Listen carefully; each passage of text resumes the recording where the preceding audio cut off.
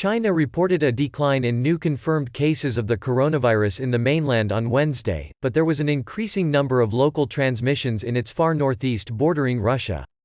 China had 46 new confirmed cases on Tuesday compared with 89 a day earlier, according to the National Health Commission. Of the new cases, 36 involved travelers arriving from overseas, compared with 86 a day earlier.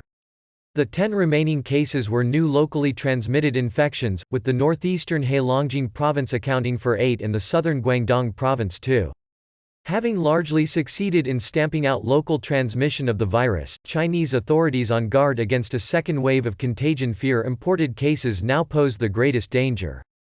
In Beijing, where prevention measures remain stringent, an imported case from the United States was also reported on Tuesday, state television said. The patient started to show symptoms 2 days after arrival, despite testing negative initially. Heilongjiang has become a front line in China's fight to keep out imported cases as infected Chinese nationals return overland from Russia. China has closed the border with Russia at the Heilongjiang city of Suifenhe. New infections involving travelers arriving from Russia have also hit other parts of China such as Inner Mongolia and the financial hub of Shanghai. As of Tuesday, the total number of confirmed cases in mainland China had reached 82,295. Authorities said 3,342 people have died from the virus in China. While China appears to have flattened the trend line for new infections, U.S. President Donald Trump has accused the World Health Organization (WHO) of promoting disinformation fed by Beijing when the outbreak first occurred, which probably resulted in the contagion spreading more widely. Trump halted funding to the WHO on Tuesday, prompting China to urge the United States to fulfill its obligations to the WHO. Foreign Ministry spokesman Zhao Lijian said on Wednesday the pandemic, which has infected nearly 2 million people globally, was at a critical stage and that Washington's decision would affect all countries.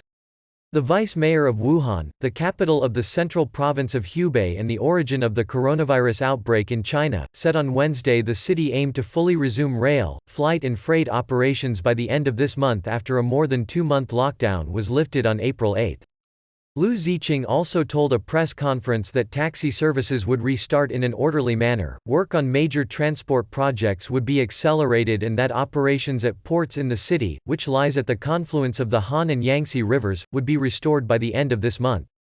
Reflecting the shift in priorities to the northeast, 3 planes loaded with medical equipment and protective gear donated by Hubei province flew from Wuhan to Heilongjiang on Wednesday, and another flight was planned for Thursday, the National Development and Reform Commission said.